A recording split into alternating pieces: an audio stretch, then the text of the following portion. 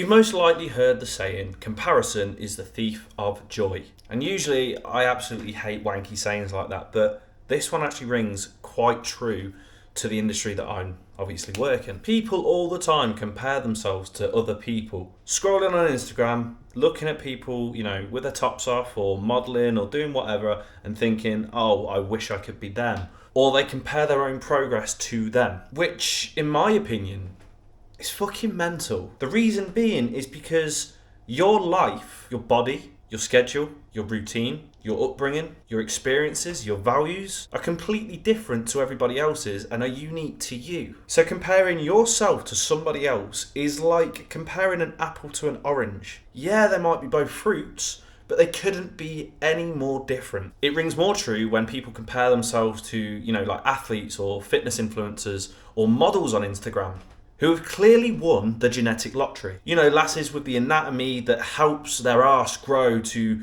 extortionate levels. Or blokes with an incredible chest insertions that make them look like they need a double D bra. Now, I'm not saying that these people haven't worked hard to get to that point, but if I said to you that genetics didn't play a part in them looking the way that they are, I'd be lying to you. If you know what a bell curve is, then you'll understand the next part. If you don't know what a bell curve is, let's make it a little bit easy to understand. This curve here is called a bell curve, and it kind of represents society.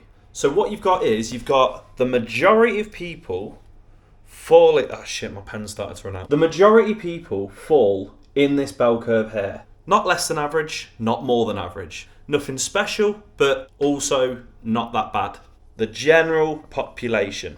After that, you've got people who are a little bit above average and a little bit below average. Less people fit in these little sections right here. And finally, you've got people that are just absolute freaks of nature. But the people that you see on Instagram, the people that have the genetics of absolute gods, that are built like brick shit houses, who have arse cheeks that you can balance Prosecco glasses on, boulder shoulders, tight waists with a fat arse. All of these people tend to fall in this upper section here, the upper echelon of the genetic lottery. These people were born with genetics which contribute to how they look. Whether their muscles start at certain places and end in certain places. The bone anatomy is built in such a way which allows for prominent muscle growth in certain areas, i.e. in the arse, or the shoulders, or the chest. People's body fat is distributed in different areas all the time. Some people hold a lot of fat around their midriff, around the centre, whereas other people hold a lot of fat around their limbs. Everybody's different in regards to the distribution of body fat. On the subject of body fat, these people that you see, they may find it very, very easy to lose fat, to be in a calorie deficit. Because there's two hormones that are quite prominent when it comes to creating a calorie deficit. And these hormones are ghrelin and leptin. Ghrelin is the hormone that's responsible for hunger. So when you're feeling hungry, when you're feeling really, really ravenous, you've got a lot of ghrelin in your bloodstream. Leptin, on the other hand, is the hormone that's responsible for satiety, so the feeling of feeling full or satisfied. So when you're feeling full or satisfied after a meal, there's a lot of leptin in your bloodstream. Now these people may be more sensitive to leptin and less sensitive to ghrelin, meaning that they're going to be full up for longer and feel hungry less at the time. Compare that to you and that might not be the case. But either way, different. So what you've got to remember is you are going to be nothing like these people that you see on Instagram, these models that you scroll, these pages that you follow. Now, I'm not saying that to dishearten you or to put you down. At the end of the day, I play football, but I know that I'm never going to be Cristiano Ronaldo or Messi. That doesn't dishearten me. It encourages me. It motivates me. It makes me feel even more satisfied in my own abilities, knowing that I'm just going to be the best version of myself. And that's exactly how you should be feeling. Instead of trying to be a B-Tech version of somebody else, try and be an A-star version of yourself. Social media has distorted our view on what people who look fit, who are strong, who have lost fat, who go to the gym look like. I'm going to pull a statistic straight out of my head. 10% of people probably go to the gym. 10 to 20% of them people probably look incredible. 10 to 20% of them people who look incredible look how you imagine fitness models or influencers to look that you see on Instagram. So you see how small the percentages are getting. 10 to 20% of people go to the gym. 10 to 20% of people who go to the gym look incredible. 10 to 20% of the gym goers who look incredible, look how models look. You're honestly trying to compare yourself to a needle in a haystack. That is, or a grain of sand on a beach. You're comparing yourself to somebody who has obviously been born with utmost genetics. You're comparing yourself to